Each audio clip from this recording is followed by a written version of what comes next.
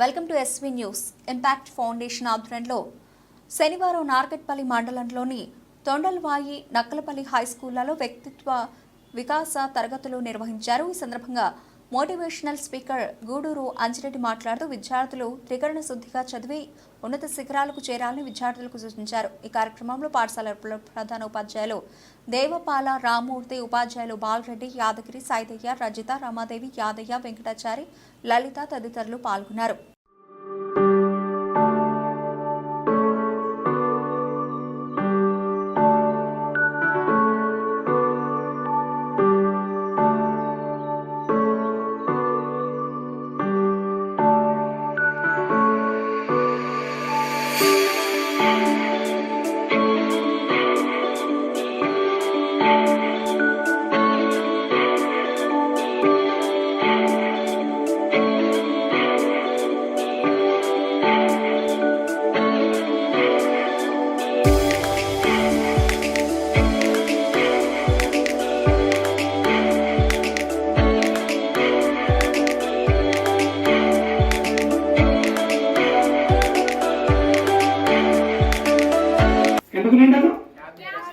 Last last last ఎందుకు నిండట్లేదు?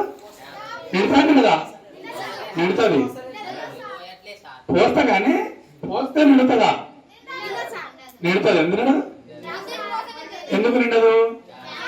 Gap ఉంది. Very good, very good. Gap ఉంది కాబట్టి మనము నిండదు.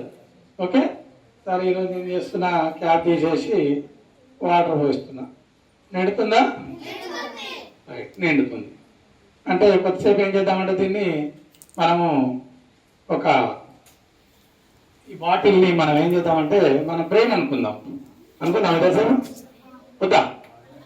సరదాగా అనుకోవడమే కదా, నష్టంగా లేదు దానివల్ల. అనుకోవడం చూద్దాం. ఇది ఒక బాటిల్ అని, ఇది ఒక బ్రెయిన్ అనుకుందాం. ఆ బాటిల్ని ఈ బ్రెయిన్లో మనము ఇందాక క్యాప్ పెట్టుకున్నప్పుడు వాటర్ లోపల నిండలేదు. అంటే ఇది బ్రెయిన్ అనుకుందాము. మీరు బ్రెయిన్ క్లోజ్ చేసి పెట్టారు. క్లోజ్ చేసి పెట్టారంటే దాని అర్థమైంది, మీ ఆలోచనల త్రికరణ శుద్ధిగా ఇక్కడ లేరు. మీకు సాయంత్రం 6 గంటలకు అడుగులో సినిమా పోదామంటే మా డాడీ ఏం చేసిండు, స్కూల్కి వెళ్తుంటే పంపించిండు. ఇలా సినిమా పోతే మంచిగా మహేష్ బాబు సినిమాని దర్జాగా చూసేటోని. సినిమా పోకుండా చేసిండు. నీ మైండ్ ఎక్కడుంది? మనసు ఎక్కడుంది? సినిమా థియేటర్లు ఉంది. తిరుమల టాకీస్లో సినిమా ఆడుతుంది, సినిమా థియేటర్లు ఉంది. నువ్వు ఎక్కడున్నావు? ఎక్కడున్నావు? మరి సార్ వాళ్ళు చెప్తున్న నాలెడ్జ్ చెప్తావుడు నేను మా బ్రెయిన్లోకి ఎక్కుతుందా? కొట్టేసుకుంటాడు. బోర్ కొడుతున్నాయినా? బోర్ కొడుతుందా? క్లోజ్ చేద్దాం. ఒక 10 నిమిషాలు క్లోజ్ చేద్దాం. ఏం పేరు అన్న పేరు? నీ పేరే గణేష్. గణేషా? ఎన్ని సెంటర్? Single hand.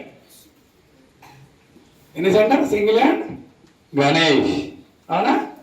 అయితే మనం ప్రజెంట్ మైండ్ ఆబ్సెంట్ ఏమవుతుంది? ఈ నాలెడ్జ్ అనేది పోదు.